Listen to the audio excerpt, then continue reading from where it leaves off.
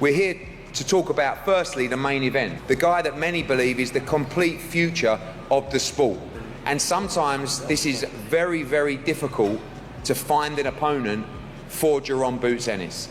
This guy comes with zero fear. Now that's dangerous in itself, but this guy comes to change his life, and we wanted an opponent. I don't know what he said. Do you think he truly believes that he can win on Saturday? I'm glad that he think he's confident. I like it. I like the confidence, but he's talking too much. You know, he gonna get exactly what he looking for. You know, it's gonna be an early night, and I'm gonna have some fun, and we're gonna show out. You know, I'm not playing. I'm not here to play games. That's the difference between this kind of fight. You know he's gonna be right there for you. For sure. I know what he bringing to the table. You know, like I said, whatever he bring, I'm gonna be ready. And it's that time. We're taking pretty tough fights, learning on the job, and now we're getting there where we're at the top, and now we have everybody that's tough. We have all kinds of guys that are tough, but at least we learned along the way. And again, I'm just very happy to be here, very happy to be on this card. Is that word key, levels?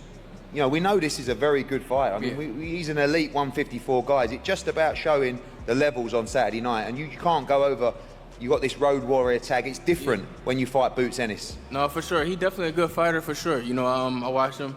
I like what I see, you know, good fighter, but it's levels, though. Like, you fighting those guys over there. They don't got my skill. They don't have my power, my ability.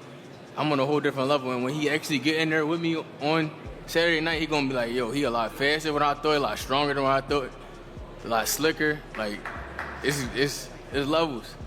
And he know that. You know, he know that, but we gonna see. Danny Garcia, Robert Guerrero, and Mario Barrios, just to name a few of the guys who he has defeated over the course. You win this fight inside the distance? I win this fight however I want to do it. I'm not here to play. I'm telling you now, I'm not here to play. The tension is building in the 154-pound division as two of boxing's most dangerous champions finally come face to face. Boxing trainer and analyst Greg Hackett shared his thoughts on a potential showdown between Jaron "Boots" Ennis and unified 154-pound champion Sebastian Fundora. Hackett believes Fondora may not yet be completely prepared for the challenge that Ennis brings to the junior middleweight division, suggesting it could take some time before the champion feels mentally ready to step into the ring against a fighter of Ennis' caliber. What's your opinion on that? I don't think it's going to happen at 154. I think it's going to happen at 60. Why? I don't think Fondora wants that trouble at 54. You know what I'm saying? I don't think he's so sure of himself. I think it's going to take him a couple years mentally to be really sure of himself. He talk a good game. He do. When he do his interviews, he talk a hell of a game. 30 seconds. He talk a hell of a game, but I don't think this is just me off of my observation. I don't think he's pleased with himself just yet to say he's going to fight. Hackett described the potential clash as a battle between two completely different physical styles, comparing Fondora's towering frame to a giraffe and Ennis' explosive abilities to a tiger. While Fondora's height and reach could create problems from the outside, Hackett believes that once Ennis gets inside the proper range, his speed, sharp accuracy, and elite combination punching would cause Fondora serious problems and make the fight extremely difficult for the champion. You ever see like when a tiger go after a giraffe and they be working him out? Even though he be trying a little shit, he be doing a little shit, it's just hard to get the motherfuckers off. You know what I'm saying? It's gonna be like a tiger and a giraffe. One of them things.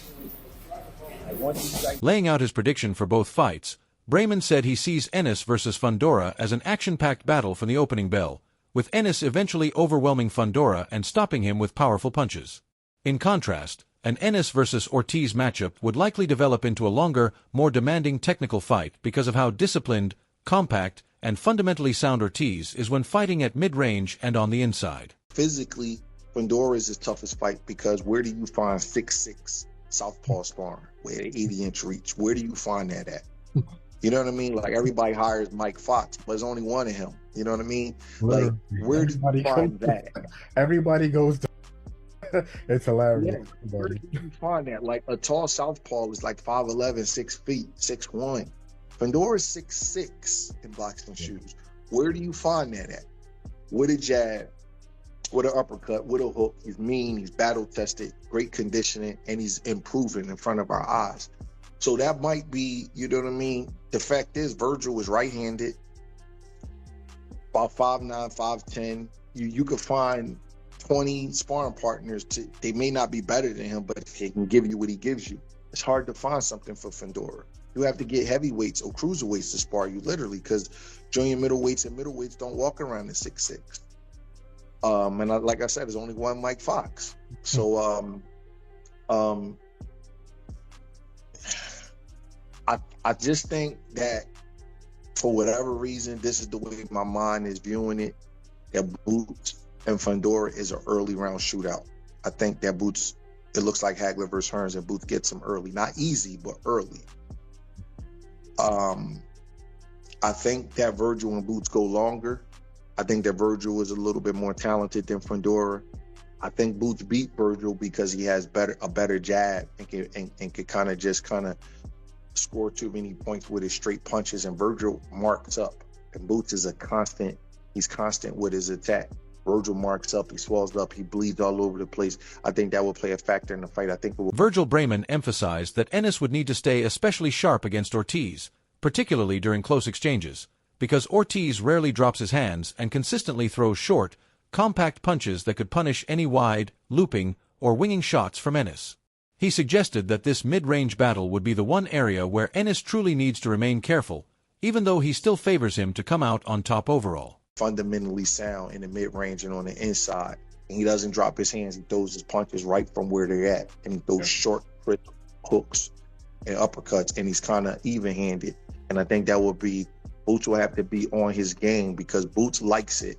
Even though Boots could play with Virgil and do fancy stuff from the outside and use his speed, at some point, Boots is going to back Virgil up, try to back him up, start beating his body and working in the mid-range and the inside, because that's where he likes it. That's how he sees a fight. You can't fault a person for seeing a fight the way they see a fight, but that's where Virgil likes it also. And I think that in there, that Boots will have to be really, really sharp, because although Boots is more talented than me, to me, I think sometimes Boots right in those ranges, he drops his hands a little bit and kind of wings his shot sometimes. And Virgil is a little bit more tighter and shorter right there. I think that will be the one area that Boots will have to be careful with Virgil if they're exchanging. Like, let's say they're exchanging hooks and Boots throws one of his winging type of hooks and Virgil just sit on one, boom, and turn it right over. I think that will be right there, where Boots could possibly have some trouble. So I think that he will have to be more careful with Virgil. With Fondora, the game plan is a little bit easier because he's so tall. He got to just, you know what I mean? He got to dog him. He going to have to dog him. And believe it or not, Hans, sometimes the more difficult fight is the fight where you have to pick which game plan to execute. Because Virgil, he can outbox Virgil, in my opinion, right? But somebody else may say, you know what? Virgil's a come-forward fighter. If Boots pushes him back, then the fight's over with. That's enough. If the matchup between Ennis and Fundora becomes a reality, Hackett predicts that Ennis would gradually break Fundora down and earn a late stoppage victory, most likely between rounds 8 and 10. He believes Ennis possesses a unique combination of superior speed, technical skill, precise timing, and impressive punching power that clearly separates him from the opponents Fundora has faced throughout his career in the past. He'll be able to show his inside skill. He's going to have to box him on the inside. He's going to work his way. He can get past the jab, but he can break his body up for sure. How does it end? I'd say probably going the distance, Steve. Think so? Hackett acknowledges that Fundora's massive 6'6" frame and significant reach advantage make him a difficult opponent for anyone to face. However, he argues that even with better use of those physical advantages, it does not eliminate the defensive openings that Ennis can exploit. According to Hackett, Ennis' durability, ring intelligence, and ability to adjust during a fight would allow him to create opportunities against Fundora and successfully capitalize on every mistake he makes. Stoppage, 8 round stoppage between 8th and 10th. I don't think he's going to see the 12. It's going to be too much for him. What is it? You see who? I said, what's the deciding factor? Because everybody's looking at the length of Sebastian Fundora. That's cool, but he just started using his wing for real. You know what I'm saying? The most I can get Fondora, he battle tested, he went to war and shit. That's another thing that plays in his favor. He already went to wars. And we seen somebody who's nowhere near as technical. Ortiz's trainer, Robert Garcia, confirmed the report, saying that promoter Eric Gomez, Ortiz's father, and Meredith had all approached him to ask for his approval of the fight, which he gave without any hesitation. Garcia also pushed back against the idea that Ortiz needed a tune-up bout before taking this challenge, pointing out that Ortiz fought Israil Madrimov less than a year ago and has remained active, unlike some champions who go more than a year between fights without receiving any criticism for it. Rick takes care of business the way he does. Every time, you know, they talk about a fight, certain fight, whoever it is. Obviously, I'm the one that they call for the decision. I talk it over with Senior, my team, and everybody else. So that is very true. I'm gonna tell you guys, it is very true. The fight is very close. Eric Gomez, Virgil Senior, Rick Morigan, they all came to me, asked me what I think about the fight. I said, let's do it. There's no need to wait for that fight. There's no need to get a fight before that. Like a lot of people might think that Virgil needs a fight before that. No, he doesn't. Virgil fought less than a year ago. There's world champions right now that don't fight, that fight once a year or once every 18 months, and nobody says they're out of timing because of the delay. No, Virgil fought, less than a year ago. People seem to forget his performance against Madrimov. Virgil's active. Virgil's busy. We don't need to get a fight before that. The fight will happen. The only thing that could stop the fight is if Boots decides not to fight. But the fight on our side, I was the one that like I told you guys, Eric Gomez, Senior, Rick.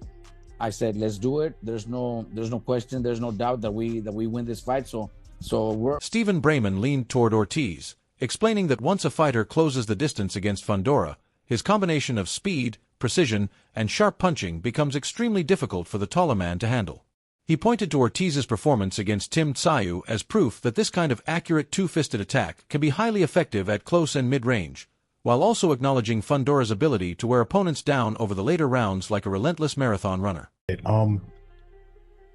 Who would you favor between Fondora and Virgil Ortiz? Damn. Man, I don't know. I'm going to flip a coin and say Virgil Ortiz. Why is that? Because I think that if he was able to... Fondora is improving, and he's keeping people on the end of his jab, and his punching power seems to be a lot more than what people want to give it credit for. Yeah. And his physical strength seems to be a lot more than people want to give credit to. He just doesn't look like an intimidating guy with the glasses and the soft spokenness and very skinny. But he's a tough dude, man. He's tough to deal with. But I think that Virgil Ortiz, once you break the distance on Fondora, it'll be really hard for Fondora to be able to deal with the precision and the speed of Virgil Ortiz's punches. The first Tim Tszyu fight, he was really lighting Fondora up. Yeah. And then the freak accident happened, and it seemed to just change the course of Tim Tszyu's career. But I think Virgil Ortiz is probably has a little bit better two-fisted attack than Tim. Probably a little bit more explosive, a little bit more twitchy, a little faster, probably a little better puncher. I think that what I saw in the Tim Tszyu fight, I think Virgil Ortiz could keep that up, but I don't know, man, because Fondora seems to just wear people out late. He seems to just be like a marathon runner, and he just keeps getting stronger, and he wears you out late. But Panelist Paulie Malignaggi called the matchup a terrific marquee-level fight, pointing out that unlike when it was first discussed as a non-title bout, both fighters now hold world titles, making the timing even more exciting. He believes that this raises the significance of the contest, turning it into a major unification showdown with undisputed level stakes and global attention across the boxing world. Whoever. Line them up. No limit. Exactly. Line them up. This is a terrific fight, and my only gripe with it when it was being talked about the first time with it was not a non-title fight, because I was like, two guys this good should be in a world title fight. Now it is. Now there's two titles. Now I feel like the time is even better. Now it's a world title fight. Now you have a fight on the global stage that deserves to be on the global stage and will be on the global stage for all the marbles. That is if this thing can get made right now, this is the exact timing. This timing is actually more perfect, in my opinion, than the last time. Because, Coach, you're saying that Chris Algieri said he read a quote from Origian stating that everyone already knows the best fight to make in the 154-pound division is Ennis versus Ortiz, and that anything other than that amounts to ducking or making excuses. He explained that the statement places the pressure directly on both camps to get the deal done, leaving little room for justification if the highly anticipated fight ultimately falls through. You guys said everything on your side is good. I want to get Rick Meridian's quote here on point. We all know what the best 154 pound fight is to make. Anything else is ducking and excuses. So to your point, Coach, it's done on your side. If this fight doesn't... Breadman clarified that he considers Ortiz the more difficult stylistic challenge for Ennis, even though Fondora remains an extremely tough opponent. He noted that Fondora has experienced difficult moments against fighters like Brian Mendoza and Sergio Garcia despite his durability. Breadman also explained that finding sparring partners who can truly replicate a 6'6" southpaw with an 80-inch reach is almost impossible, making Fondora uniquely difficult to prepare for physically, even though he still believes Ortiz is the more technically dangerous opponent overall. Because I feel like the question for you or anybody is always Boots versus Fondora, Boots versus Virgil. You know, that's always kind of the question. So I was just curious to see, like, how do you see a guy like Fondora matching up with Virgil? And I would assume that Virgil, in your opinion, is the number one biggest threat to Boots at 154. I think Virgil is Boots' toughest fight, but I don't know he's Boots' toughest fight. Fondora is hell. You know what I mean? He might get undervalued subconsciously with me because he got knocked out by Brian Mendoza. Yeah. You know what I mean? And we seen Lubin put him down, and we also seen Sergio Garcia probably beat him. So Fondora's had some tough nights, and I was there when he fought Jamonte Clark in the draw. Jamonte Clark was a real good amateur with the He turned pro with PBC. He was from like the Cincinnati area. He could box. And he probably beat Fondora that night. Now, it was a while ago, and Fondora has gotten better since then. But Fondora has had some tough nights. So maybe that's why I picked Virgil Ortiz, because Fondora may well could beat him. It's really a 50-50 fight. I'm just trying to give you a definitive answer just right now. Just trying to do. Breadman concluded by describing the Ortiz fight as the more tactically complex challenge for Ennis because there are several effective game plans to consider, including boxing him from the outside or constantly forcing him backward. He explained that having multiple strategic options creates a different kind of decision-making pressure, which can be more difficult to prepare for than a more straightforward stylistic matchup like the one against the long, skinny cat, Fondora.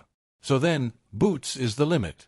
Boots is the limit. Is, do I box him, or do I push him back, or do I do a little bit of both? With Fondora, like, he's not going to play the outside with a dude with an 80-inch reach that's 6'6". He's going to try to bomb Fondora out. So picking which game plan, it sometimes, as crazy as it sounds, you know, when you have more options, you have more decision anxiety. You have more, you know what I mean? That creates that. That's something that Nazem taught me. One of the first and most memorable lessons that I had as a boxing trainer. Nazem was telling me, like, sometimes, man, it's easier to deal with a guy where you know his style he has to fight. It's a little bit harder when you got to pick and choose what style to fight. So I think with Virgil, that's what makes the fight a little difficult, because there's going to be a lot of people that say Boots can outbox him. Then there's going to be people that say, man, just back him up. He can't fight backing up. And then Boots' temperament, he's going to have to figure out what he wants to do. But I like Boots in both fights. I think that Virgil is like a longer, grueling kind of fight where Boots stops him later in the fight. I say 9-10. But Fondora, I think, is an action-packed fight for maybe 2 or 3 rounds. Garcia reiterated that everything had already been agreed to and finalized from Ortiz's side, making it clear that they were fully ready for the fight. He said the responsibility now rests with the other camp, emphasizing that if the matchup ultimately fails to happen, the reason would not be because of anything on Ortiz's side. It does go in a different direction, say, for example, because a fight that seems like it would be really easy to make would be the Josh Kelly unification with... When asked what would happen if negotiations shifted toward an easier unification bout with Josh Kelly instead, Garcia said Ortiz's team would rather pursue a fight with Sebastian Fundora in that situation. He noted that the WBC could effectively order that matchup because Ortiz is the interim champion while Fondora holds the full world title. Even so, Garcia emphasized that Ennis remains the opponent they truly want, adding that both sides have already agreed to the fight, and it continues to be their main priority and primary focus for now. In a different direction, say, for example, because a fight that seems like it would be really easy to make would be the Josh Kelly unification with Boots, because they're both with Matchroom. If they go that route, are we going to see Virgil get back in regardless and just get a fight and then look to rehash this for all 3 belts on the line? We would love the Fondora fight. You know, Fondora is also a world champion. You know, we so don't no know what half his stepping. plans are. No. We want, you know, if obviously if Boots or Fundora don't happen, well then we got to move on and continue fighting and keep them busy and continue doing our thing. But no, we want those fights. It doesn't matter, you know. Obviously Boots is our main fight right there. That's the one we want, and that's the one we already agreed to. And on our side, it's a done deal. But if not, then we're gonna try to push for Fondora. The WBC could force that fight because, you know, we are the interim champions and Fondora is the WBC champion. So it's a fight that should have been made already, anyways. So why not? We could push for that too. But as of now, it looks like Boots is sharing his opinion. Mario Lopez said Jaron "Boots" Ennis' dominant victory had taken his reputation to another level.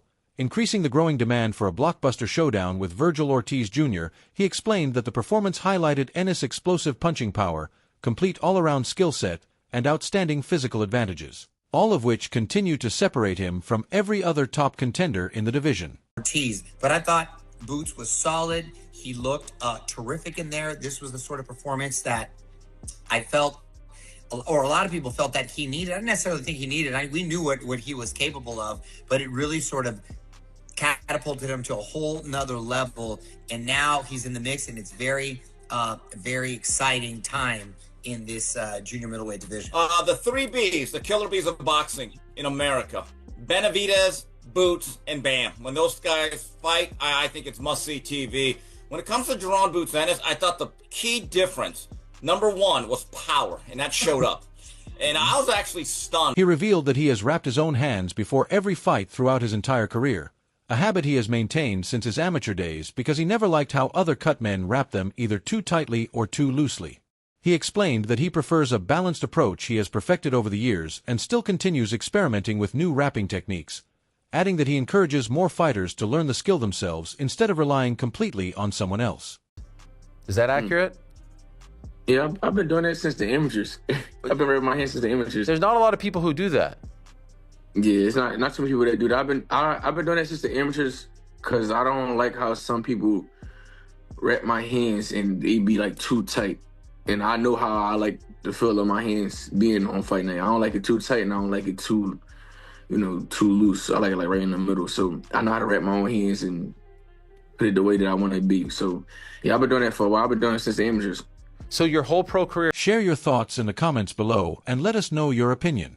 Don't forget to like this video, subscribe to the channel, and turn on notifications so you never miss more exciting boxing news, analysis, and updates.